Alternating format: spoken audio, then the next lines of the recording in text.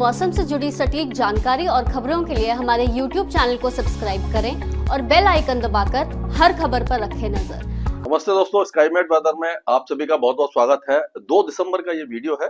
इसमें हम डिस्कस करेंगे कि जो पश्चिमी विक्षोभ वेस्टर्न डिस्टर्बेंस जो आ रहे हैं उनका क्या प्रभाव होने वाला है और हवाओं की जो दिशा बदलने वाली है उससे भारत के मौसम पर क्या असर पड़ने वाला है।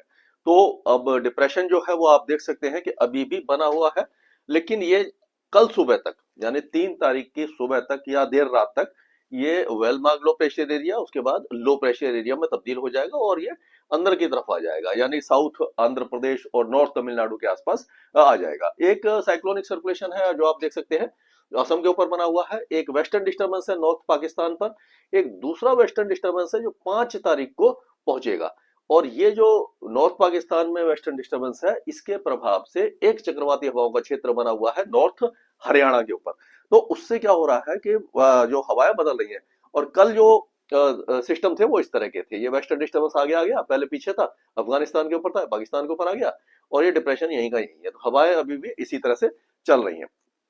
तो इसमें क्या हो रहा है कि जो हवाएं हैं उनका यहाँ पर अगर मान के चलिए ये साइक्लोनिक सर्कुलेशन है, ये वेस्टर्न डिस्टर्बेंस है, तो हवाएं अभी भी इसी तरह से घूम रही हैं। यहां से तो ये इस तरह से आ रही है। तो क्या हो रहा है कि ये जो राजस्थान है, गुजरात है, उत्तर प्रदेश हो गया, दिल्ली है, ये जो इलाके हैं यहाँ पर हवाएं अभी भी ये थोड़ा सा पश्चिम दिशा से आ रही हैं, जिससे कि टेम्परेचर थोड़े से बढ़े। आपने देखा होगा कि 5.7 डिग्री था जो दिल्ली का टेम्परेचर, अब वो 9.6 डिग्री आ गया, यानी कि 4 डिग्री लगभग बढ़ गया एक दिन में। तो जैसे मैंने बताया था कि टेम्परेचर अब बढ़ने वाले हैं, मिनिमम टेम्परेचर बढ़ेंगे, लेकिन 5 तारीख से फिर से बहुत तेजी से तापमान गिरेंगे। और वो इसलिए गिरेंगे कि ये जो वेस्टर्न डिस्टर्बेंस है ये 5 तारीख को पहुंचेगा तो सही, लेकिन इसके कारण क्या होगा कि कोई इंड्यूस्ड साइक्लोनिक सर्कुलेशन उत्तर भारत पर नहीं बनेगा और जो हवाएं हैं वो बहुत तेजी से इस तरह से नीचे की तरफ आएंगी, यानी कि साउथ की तरफ आएंगी। उससे टेम्परेचर गिरने की संभावना हमें दिखाई दे रही है। तो ये एक नया अपडेट यही है कि मतलब वेस्टर्न डिस्टर्बेंस आएंगे, ऊंचे पहाड़ों पर बर्फबारी देंगे, केवल ऊंचे पहाड़ों पर। आप अगर सोचे कि शिमला चले जाएं या कुल्लू मनाली चले जाएं, वहां पर आप स्नोफॉल देख पाए, तो उसकी संभावना कम दिखाई दे रही है। अभी आज भी जो वेस्टर्न डिस्टर्बेंस है वो भी केवल ऊंचे पहाड़ों पर, लद्दाख और जो गिलगिट बाल्टिस्तान और जम्मू कश्मीर के ऊंचे पहाड़ों पर ही रेन और स्नोफॉल दे सकता है। तो इस तरह का मतलब अभी जो वेदर दिखाई दे रहा है। तो ये अब देखें जो बारिश देखते हैं हम कि बारिश कैसी हुई है। तो ये जो डिप्रेशन है इसका प्रभाव पूरी तरह से दिखाई दे रहा है। तो ये आप देखिए चेन्नई में कितनी बारिश हुई है, south coast of Andhra Pradesh में हुई है, केरल वगैरह में, इंटीरियर तमिलनाडु में हुई है, और ये कोस्टल आंध्र प्रदेश में लाइट हुई है। गैंजेटिक वेस्ट बंगाल, बांकुरा वगैरह में भी हल्की फुल्की बारिश की गतिविधियां हुई है। जमशेदपुर में भी अब बारिश हुई है। तो बारिश की गतिविधियां जो है वो आउटर पेरिफेरल क्लाउड जो होते हैं, जैसे मैंने सैटेलाइट पिक्चर में कल दिखाया था, तो क्या होता है कि डिप्रेशन अगर यहाँ पर बना हुआ है तो इसके जो बादल है वो इस तरह से घूम रहे होते हैं। तो जहां पर बाहर की तरफ बादल आ रहे होते हैं वहां पर भी हल्की फुल्की बौछारें पड़ जाती है। जहां पर कोर होता है यानी कि सेंटर होता है वहां पर सबसे ज्यादा बारिश होती है। तो अगर हम बारिश का वो देखें कि चेन्नई में हुए मीनामक्कम में 90 मिलीमीटर हुई है। नेल्लोर जो साउथ कोस्ट है आंध्र प्रदेश का, तिरुपति नेल्लोर जो पास में है, वहां पर ये 50 मिलीमीटर है। त्रिशूर में, केरल में 37 मिलीमीटर है, तिरुपति में 21 मिलीमीटर है। और ये इस तरह से बारिश की गतिविधियां हुई है। तो अगर टेम्परेचर देखें तो टेम्परेचर अभी भी माइनस में श्रीनगर, क्वाजीगुंड और बनिहाल में आपको दिखाई दे रहे होंगे। लेकिन अगर हम प्लेन मतलब मैदानी इलाकों की बात करें तो लुधियाना में 4.2 डिग्री सबसे ज्यादा कम तापमान है।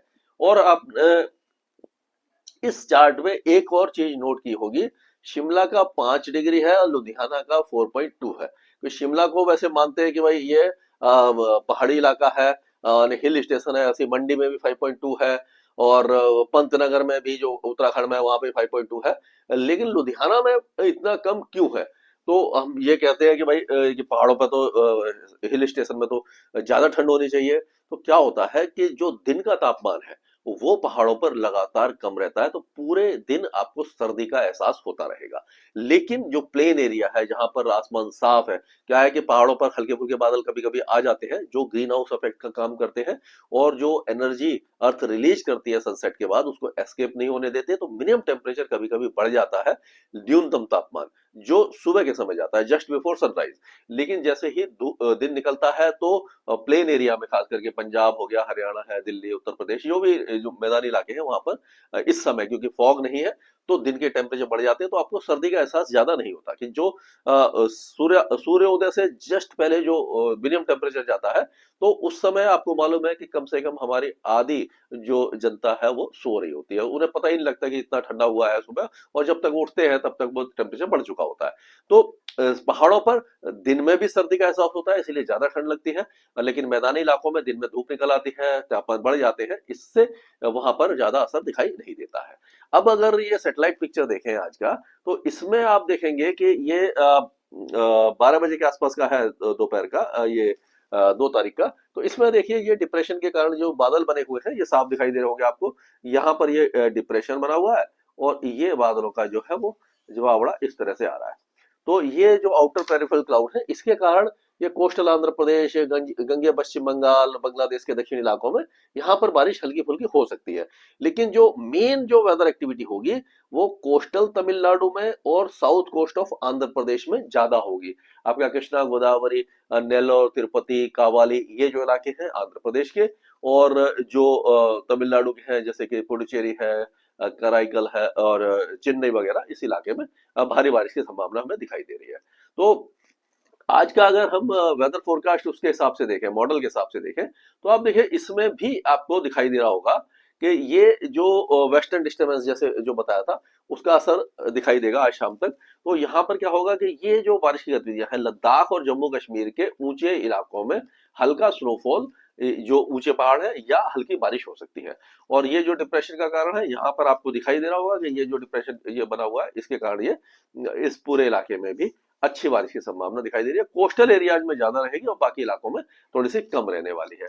और उसके बाद 3 तारीख को आप देखेंगे वेस्टर्न डिस्टर्बेंस तो निकल जाएगा, लेकिन दक्षिण भारत में साउथ तमिलनाडु, केरल, और जो तमिलनाडु का अंदरूनी इलाके हैं, यहाँ पर बारिश बढ़ जाएगी, मॉडरेट शावर्स होंगे, और बाकी इलाकों में हल्की फुल्की बारिश की गतिविधियां, साउथ कर्नाटका में भी, बेंगलुरु, तुमकुर, चामराजनगर, चिकबालापुर, मैसूर, ये सारे इलाकों में भी बारिश की संभावना, हल्की बारिश की संभावना बनती दिखाई दे रही है। अगर 4 तारीख की बात करें तो वेस्टर्न डिस्टर्बेंस जो 5 तारीख को मैं बता रहा था वो धीरे धीरे आना शुरू हो जाएगा, और देखिए उत्तरी पाकिस्तान में तो काफी अच्छी बारिश देगा, उत्तरी अफगानिस्तान में बारिश देगा, लेकिन जो पहाड़ी इलाके हैं हमारे यहाँ, जम्मू कश्मीर वगैरह के ही ऊंचे पहाड़ों पर इसकी बारिश की गतिविधियां हमें दिखाई देने वाली हैं। 5 तारीख को भी जो वेदर एक्टिविटी है वो ऊंचे पहाड़ों पर ही दिखाई देगी।